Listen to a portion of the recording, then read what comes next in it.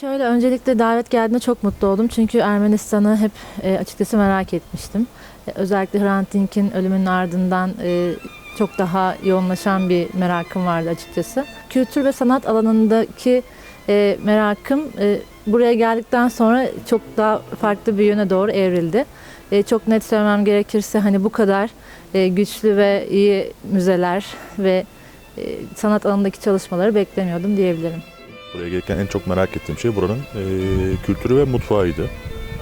Biraz da şaşırttı aslında. Çok farklı bir beklentim vardı. Bizlerden ne kadar farklı olabilir diye. Atıyorum buradan, Türkiye'den Rusya'ya gittiğinizde mutfak tamamen değişir ama Türkiye'den buraya geldiğimde mutfak tamamen değişmedi. Hatta aynısıydı. Geldiğimden beri sarma, lahmacun, işte farklı farklı çorbalar. Hemen hemen Türkiye'de yediğim lezzetin hemen hemen aynısını yedim. Mantı keza.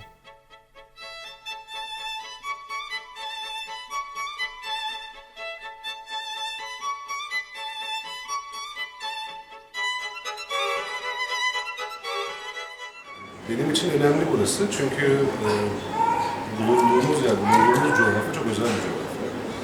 Benim esas mesleğim şarap uzmanlığı, şarap hakkında bir şeyler yazıp çizmekle ve şarap tadına hayatımda. Ve bu topraklar özellikle Ermenistan, Gürcistan ve Doğu şarabın ana vatanı. Bu yüzden şarabın ana vatanına gelmek, burada bulunmak diğer pek çok şeyle beraber benim en motive ettiği durumlardan bir tanesi bu. Dünyada çok az görmediğim ülke var.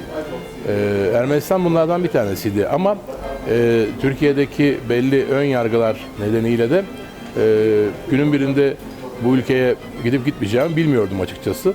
Hrant Dink Vakfı'ndan gelen davet üzerine çok heyecanlandım. Bakalım neler göreceğim, neler yiyeceğiz, içeceğiz, nasıl bir ülke bizi bekliyor, nasıl sofralar bizi bekliyor. Merakıyla geldim açıkçası. Açıkçası doğuya geldiğim için çok yüksek beklentilerle gelmedim. Elbette ki doğunun güzelliklerini bulacağımı diyordum ama daha geride kalmış bir şehir bekliyordum.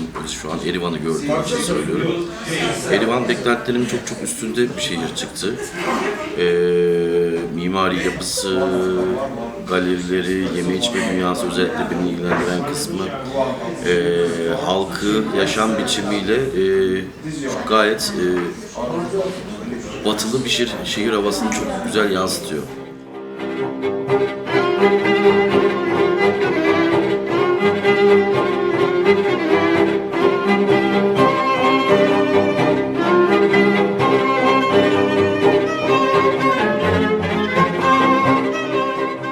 İnsanlarını daha yakından tanımayı her şeyden önce. Çünkü tanımıyorum. Kendi ülkemdekileri tanıyorum. Ama insanları kendi ülkelerinde tanımak gerektiğini düşünüyorum. Ve kültür sanat alanında çok zengin bir yelpazeye sahip olduğunu biliyorum. Onu şahsen deneyimlemek istedim. Sanata verilen değer ve hani bunun yıllardır belli ki yerleşmiş olan yani varlığı çok önemli burada.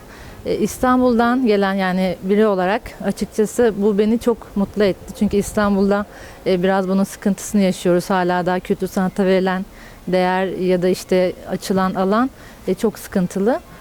Dolayısıyla yani buradaki biraz daha hani nüfus az, insanlar daha böyle hani sokaklarda çok fazla hareketli değil. Fakat bir yandan da kültür sanatın verdiği zenginlik bence o insanları çok daha böyle farklı ve başka kılıyor bence. Burası çok zor bir coğrafya. Toprağı, havası, suyu çok zor, yaşaması zor, ayakta kalması zor olan bir yerde. Buraya çok benzer yerlerdeki imkansızlıkları gördükten sonra burada insanların dişleriyle tırnağıyla bir ülke yaratmış olduk. Medeniyete ait bir vaha görüyoruz. Normalde bu coğrafyada çok fazla görmeye alışık olmadığımız, sadece parayla, pulla, ticaretle olmayan bir kültür görgüsüyle inşa edilmiş bir şehir görüyoruz. Ben 2 gündür burada herkese aynı şeyi söylüyorum. Yerevan bir heykeller şehri, bir kültür şehri, galeriler şehri. Burada sanatı, hayatı çok yakından görebiliyorsunuz. Ermenilerin kadim işlerinden taş işçiliğinin, mimarinin güzel örneklerini görebiliyorsunuz. Dediğim gibi hiçbir şeyin ortasında güzel bir şehir yaratmış olmayı, maddi bir şehrin yaratılmış olduğunu görmenin mutluluğu var aslında açıkçası.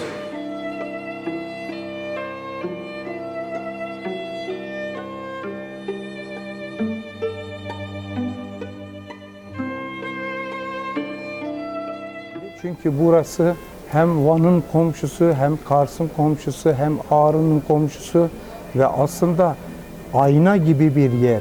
Yani burada yani böyle Vanlı'yı görmesi, Vanlı'nın yemeğini, işte Karslı'nın yemeğini görmesi, Ağrı'nın yemeğini görmesi mümkün ve hatta o bizim Türkiye'deki hani Müslüman kesimin Hristiyan versiyonu Ermenistan'da.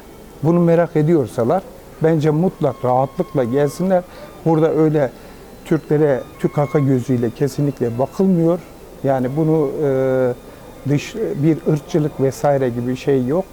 Tam tersi çok ciddi bir rehberlikle, hani rehber olmasa dahi bence insanlar da yani dışlayıcı bir şey yok. Rahatlıkla gelebilirler. Hatta bu yani bunu söylemek bile bana saçma geliyor çünkü öyle bir şeyi hiçbir şekilde yaşamadım. Yani normalde diyelim ki Anadolu'da bir Erzincan'da gezer gibisiniz insan olarak baktığınızda. Beni çok şaşırtmadı. Beni şaşırtan şey sıcakkanlık oldu. Bunu beklemedim açıkçası. Çünkü gelelim ortada bir sorun var. Herkesin bildiği, çok dile getirilmese de, her gün dile getirilmese de ortada politik olarak bir sorun var. Ama politikanın dışında insan hayatı olarak bakarsanız şehir hayatında çok sıcak karşılandığını söyleyebilirim. Politika mutlaka devam edecektir bir şekilde. Ama diyalog olarak bakarsanız iki ülkenin vatandaşları olarak çok sıcakkanlı herkes. Aslında bakarsanız birbirini bu iki toplumun, iki halkın daha iyi tanıyor olması gerekiyor. Bütün konuşmalarımız, bütün dertlerimizi sadece soykırım inkarı ya da tanıtması çerçevesinde konuştuğumuz anda bir taraftan bir tarafı sadece savunma mekanizmasını oluşturmaya belki zorluyoruz. Biz aslında burada konuşma yaptığımız zaman buradaki en önemli şey, halletmemiz gereken şey bizim bugün artık ne yapacağımızı konuşabiliyor olmamız lazım. Geçmişimizle yüzleşmemiz lazım. Çünkü bu geçmiş bize bütün bir coğrafyaya çok ciddi bir vicdan yükü yüklüyor. Bu vicdan yükünü üzerimizden atmamız lazım. Tek çözüm bu iki milletin, iki halkın, iki devletin daha iyi bir ilişki kurması için bir defa daha temiz vicdanla hareket ediyor olmamız lazım. Bunları daha fazla konuşabiliyor olmamız lazım. Bunları konuştuğumuz zaman aslında burada çok ciddi bir potansiyel oluyor. Yani insanların potansiyel derken işte hani kapitalist mantık, ticaret potansiyelinden bahsetmiyorum. İnsanların daha rahat yaşayabileceği ülkeler kurma konusundan bahsediyorum. Buradaki sınırın açılması çok önemli bir şey. Hem Ermenistan için önemli bir şey, burada çok yakın görüyoruz bunu. Hem Türkiye için önemli bir şey. Bu sınırın nasıl açılabileceğinin konuşulması gerekiyor. Birinci önceliğimizin belki de bu olması lazım.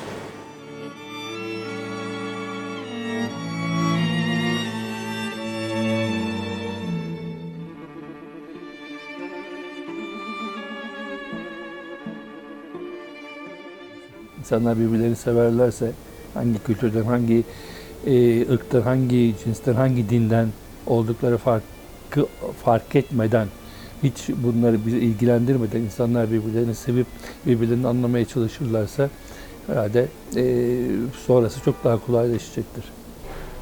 Öncelikle bir ülkenin kendini kültür sanatla anlatması, tanıtması, diğer bütün durumlardan ve olaylardan uzak durarak sadece sanat yoluyla insanların tokalaşması gerekiyor.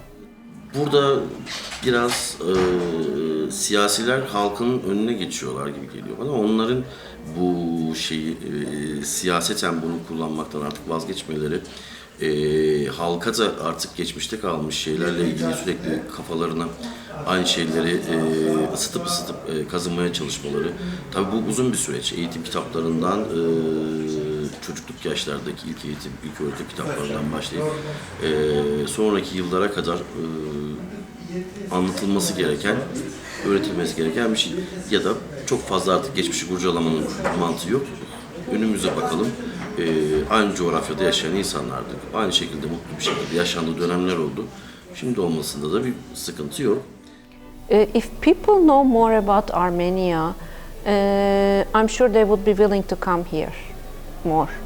But right now it is an unknown, and people have thinkings that may not be true. But if they read more about Armenia from different people, they would be more willing to come.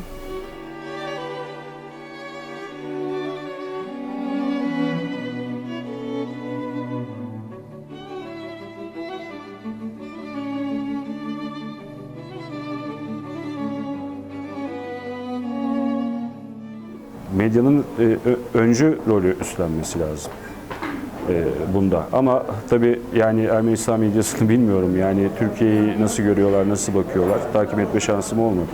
Konuşarak, iletişimde kalarak halledeceğiz bir şeyleri. Halletmemiz lazım. Medya her zaman yönlendiriyor. Doğru veya yanlış da buna iyi bakmak lazım. İyi göstermek lazım bazı şeyleri, iyi anlatmak lazım. Veya tam anlatmak lazım. Hiç kafada soru işareti bırakmadan anlatmak lazım. Medya kesinlikle etkili. Hala etkili. Ama işte internet vesaire bunlara çok dikkat etmek lazım. Çünkü orada yanlış bilginin de çok fazla insana ulaşması mümkün. Doğru bilginin de hiç kimseye ulaşmaması da mümkün. Ortalama yani konuya çok hakim olmayan, sadece medyadan takip eden insanlar kafasında bir ön yargı oluşturuyor. Medyanın bu anlamda hoşgörülü ve tarafsız davranarak olaylara yaklaşması gerekebilir. Ama şu anki medya yapımızda maalesef bu çok mümkün değil.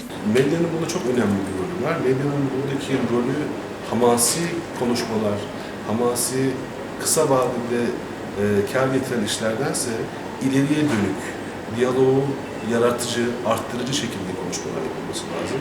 Medyanın en büyük özelliği bu olması lazım. Bu vicdan mevzusu, vicdanımızın daha temiz, daha rahat hale getirilmesi mevzusu için medyanın çok ama çok fazla şeyde olması lazım. Çalışma içerisinde olması lazım.